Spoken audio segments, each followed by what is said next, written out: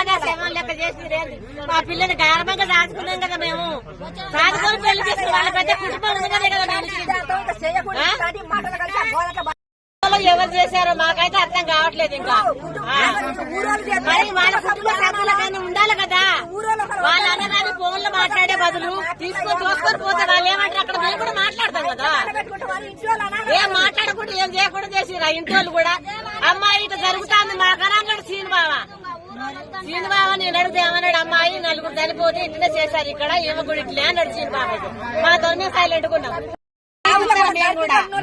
ఎక్కడ లేదు